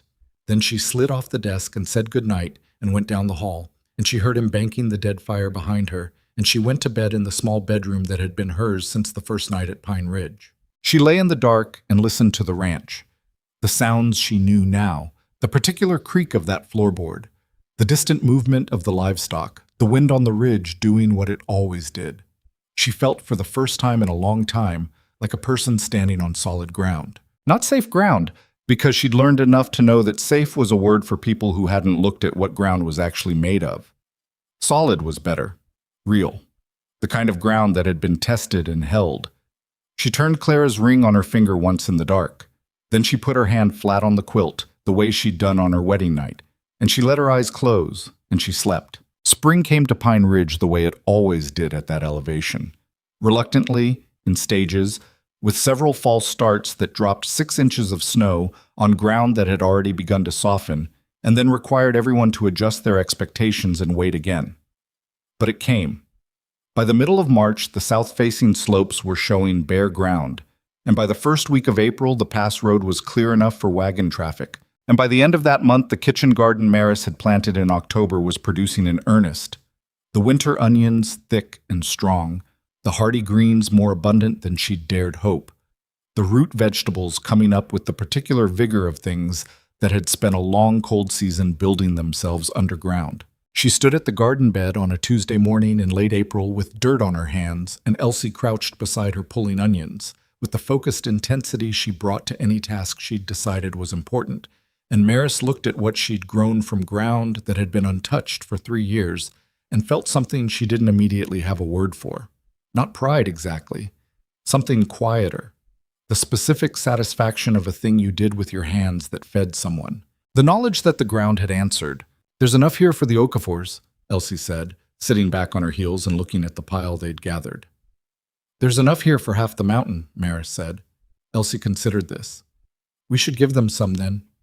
That was my thought too. This was how it started. Not with a plan or a vision or anything grand, just surplus. And the instinct that surplus was for sharing, and a 7-year-old girl who stated the obvious with complete confidence. Maris bundled the excess onions and greens and sent them over to the Okafor place with Gideon when he rode east to check the shared fence line. And Margaret Okafor sent back a jar of preserved plums and a note that said the greens were the best she'd had since Ohio, and was Maris interested in trading seeds in the fall. She was. She wrote back that same day. It grew from there the way most things grow when the conditions are right, slowly and then faster than you expected. Word traveled on the mountain the way word always traveled in isolated places, which was through the specific network of people who had reasons to ride past each other's gates. The Okafors mentioned the garden to the Beaumont family, who ran cattle 2 miles north, and the Beaumonts mentioned it to the Delacroix widow, who had a homestead at the upper end of the valley and had been struggling through her second winter alone. By June, Maris had 3 regular trading arrangements and had started a second garden bed against the east wall of the house for the things she was growing specifically to share. Gideon watched this development with the same expression he'd watched the first garden with. The version of interest that looked from the outside like nothing in particular but involved him being nearby more often than chance explained. One evening in June, he leaned against the porch rail while she was writing out seed notes and said, "You know you're essentially running a supply operation at this point." "I know," she said, without looking up. "I'm not complaining," he said. "I'm observing." "I know that too." She finished the note and set it aside. The Delacroix woman, Henriette. She's not going to make it through next winter on what she's got. Her soil's bad, and she doesn't have anyone to help her work it. I'm thinking she should come here for the preservation weeks in August. We've got the space. "We do," he said, easily, which meant yes. "I'd like to ask Margaret Okafor, too. Make a proper working week of it. More hands means more done and more put up for everyone going into winter." He looked at her for a moment. "You're building something," he said. "I'm being practical," she said. "Those aren't mutually exclusive," he said. She looked up at him then. He was watching her with an expression she'd come to know over the months. The full attention, the stillness, the thing behind his eyes that he was careful with, but no longer entirely concealed. She'd come to know it the way she knew the roan's gates and the garden's needs, and the specific sound the second rafter from the north made in high wind, through long proximity and the slow accumulation of understanding. "No," she said, "they're not." The summer was the hardest work she'd ever done and the best she'd ever felt doing it. August arrived and Henriette Delacroix came to Pine Ridge for 2 weeks, a small, wiry woman in her 60s who had survived things she didn't talk about and had the particular self-containment of someone who'd learned that talking about hard things didn't make them less hard. She and Maris understood each other within about 4 hours, and by the end of the first day were working in the kitchen with the efficient shorthand of people who had been cooking together for years rather than a day. Margaret Okafor came for the second week and brought 2 of her daughters, who were 14 and 16, and competent and slightly overwhelmed by Elsie, who had decided they were the most interesting people she'd encountered all summer and followed them with questions they answered with growing affection. The ranch was loud in a way it hadn't been since Maris arrived, full of voices and movement and the smell of things being preserved, vinegar and salt, and the sweet heaviness of fruit being rendered into something that would last through the cold. Gideon retreated to the barn in the outer work with the air of a man who was not uncomfortable, but who recognized that the house had temporarily become something other than his domain, and who was sensible enough to let it be that. He came in for meals, and he was present and easy, and he brought the younger Okafor girl out to see the horses one afternoon when she mentioned she'd never been close to one, and Maris watched from the kitchen window and thought about the man who'd crouched down to Elsie's eye level on a cold October street and spoken to her like a person worth speaking to. He was consistent. That was the thing about Gideon Ashcroft that she had come to trust most deeply, more than his capability or his honesty or his willingness to act when action was needed. He was the same with Elsie and with the Okafor girls and with Henriette and with the Roan and with Maris herself. The same quiet attention, the same even hand. He didn't perform goodness for audiences. It was just what he was made of, and it was the same substance all the way through. On the last evening of the preservation weeks, after Henriette had gone to her guest room and the Okafors were settled in the barn loft, which had been made comfortable for the purpose, Maris and Gideon sat on the front porch in the long August dusk. The light was the color of old gold on the ridge above them. The larder was full. The shelves in the root cellar were full.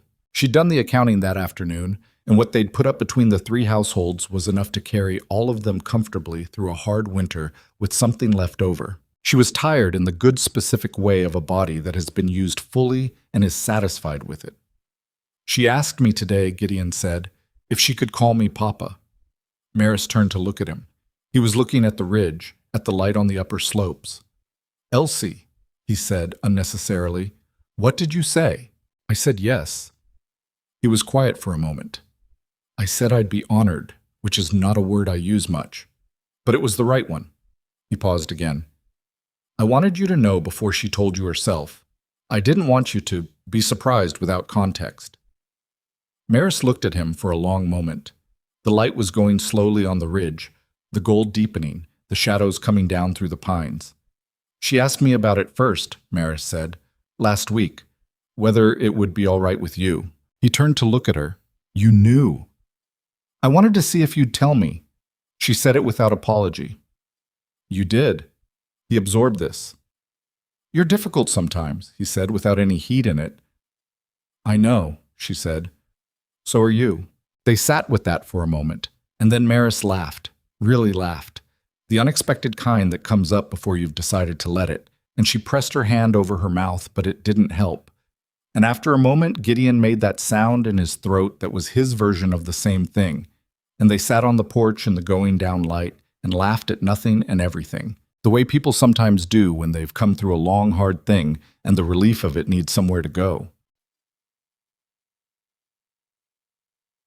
Silas came in September, as he'd said he would. He arrived on a Saturday, alone. No lawyer, no witnesses, nothing official. Just a man on a rented horse with a valise and the look of someone who had spent time thinking about something and arrived having done the work of it. He was thinner than he'd been in February, Maris thought. Or maybe it was just that the certainty that had always made him seem large had changed its character. He still had it, but it sat differently on him, less like a coat and more like something he was carrying in his hands, aware of its weight. Elsie saw him from the yard and stopped what she was doing. She'd been helping Gideon with the water trough, which was her specialty now, and looked at him for a moment with an expression that was complicated for a 7-year-old face. Then she walked over to him. Uncle Silas, she said. Hey there, Elsie girl. His voice came out rougher than he probably intended. He crouched down the way that men do when they want to meet a child's eyes and don't know if they've earned the right yet. You got tall. I grew an inch since October, she said. Mama measures me on the door frame. That's so. He looked at her. Just looked, the way you look at something you almost lost. You look good. You look really good, Elsie. I feel good, she said simply. Then, do you want to see the horses? There's a gray roan. His name is, well, he doesn't have a name actually. Papa just calls him the roan. I've been trying to name him, but Papa says the horse doesn't seem to care either way. Silas glanced up at Gideon, who was standing at the trough watching this with his characteristic stillness. Something passed between the two men. Not warmth, not yet, but the acknowledgement of each other that had to precede warmth if warmth was going to be possible at all. "Sure," Silas said to Elsie. "Show me the horses." Maris watched her daughter take her uncle's hand and lead him toward the barn, chattering about the roan and the two barn cats and the garden and the preservation weeks and everything that had happened since October in the voice of a child who has a great deal to report and sufficient confidence that the listener will find it interesting. She came to stand beside Gideon. They watched them go into the barn. "He's trying," Gideon said. "He is," Maris agreed. "That's not nothing." "No." She thought about Thomas. She thought about the way grief moved through families, the strange angles of it, how a man could love his brother and translate that love into damage without meaning to, and how the reckoning with that fact could, if a person was willing to sit with it, change something in them. She didn't know yet if it had changed Silas. She would learn that over time, the way she'd learned everything that mattered, through the slow accumulation of what a person actually did. "We'll see," she said. That was honest, and honest was what she had. Silas stayed 2 days. He was quieter than she'd ever seen him, which was either humility or the precursor to it, and either way she let it be without testing it.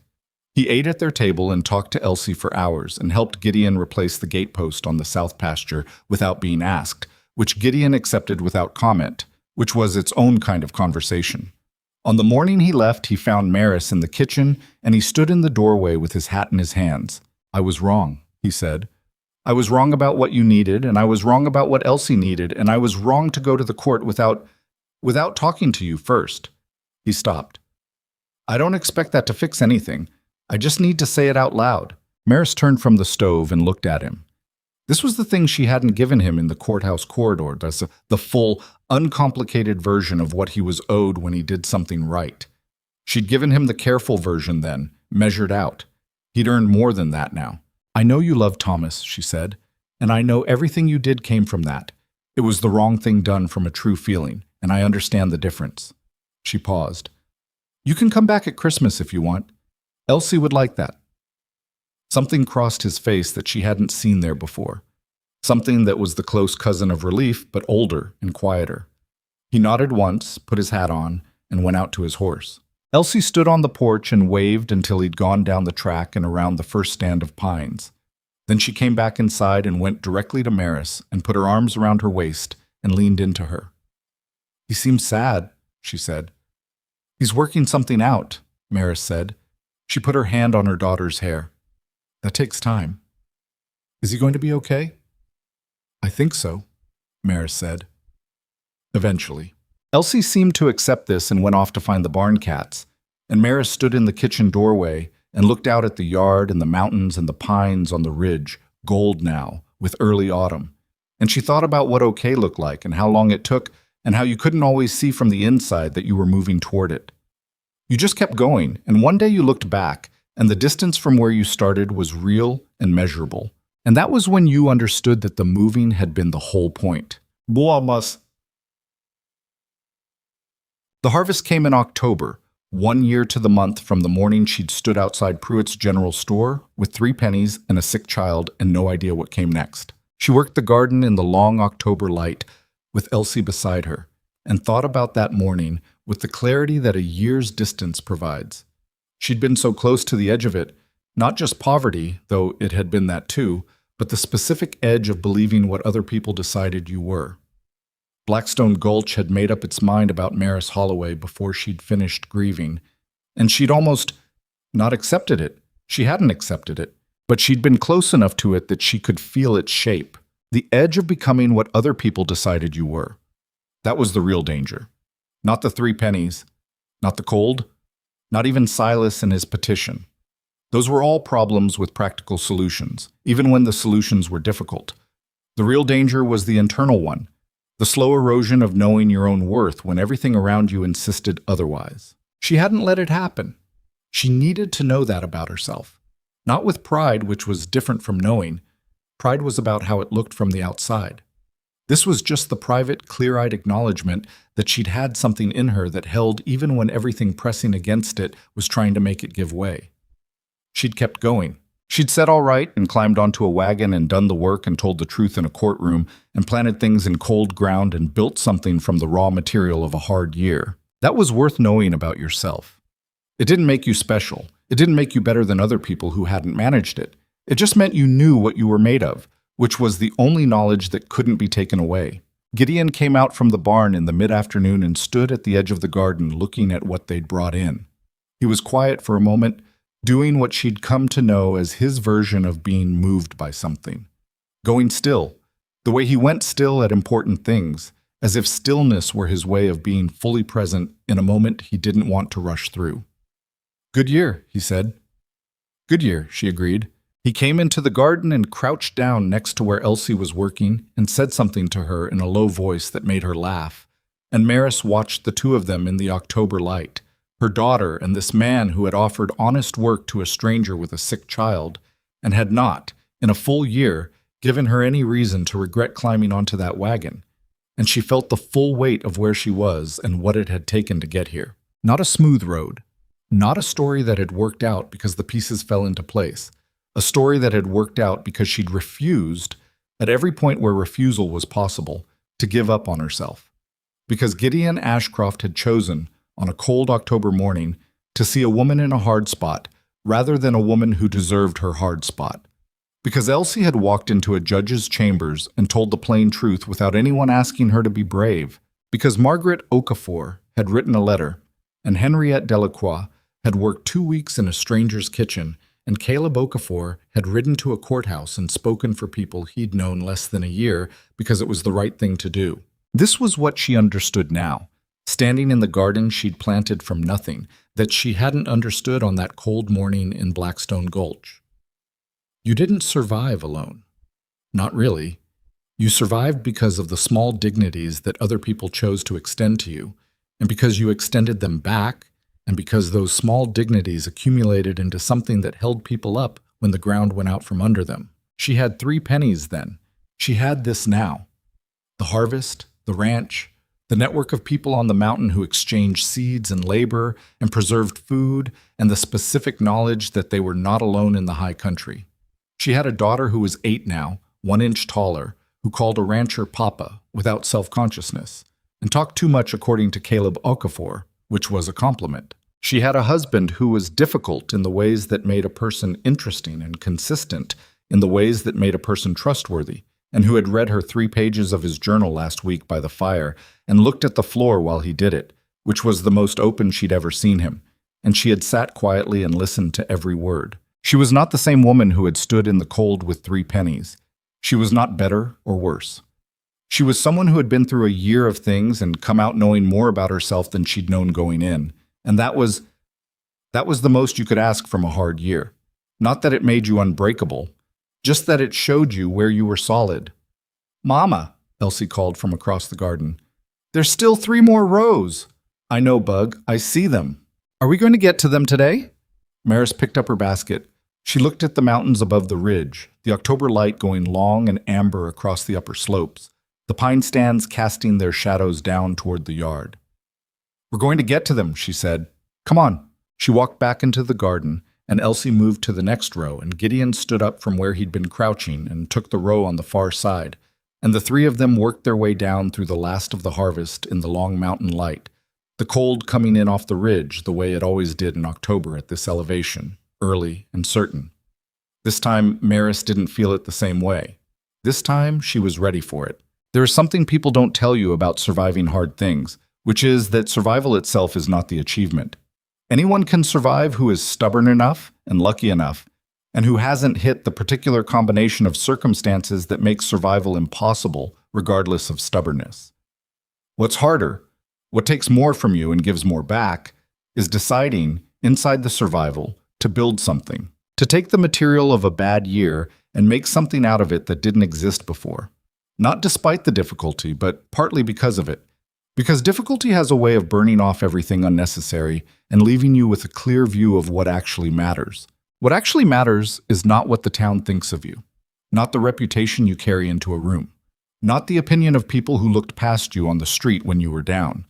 What matters is what you do with the next hour and the one after that. What you plant in cold ground. who you show up for. What you're willing to say out loud when a judge asks the question. Maris Holloway had stood in the cold with 3 pennies and made the decision to keep going. That was where the story started, but it was not where it ended. It ended here, in the harvest, in the mountain light, in the particular warmth of a life that had been built from what remained after everything else was taken away. It ended with a woman who knew what she was made of, standing in ground she'd learned to call home, with everything she needed and most of what she wanted, and the unextravagant, sufficient knowledge that tomorrow she would get up and do it again. That was enough. That had always been enough. She just needed a year to learn to see it.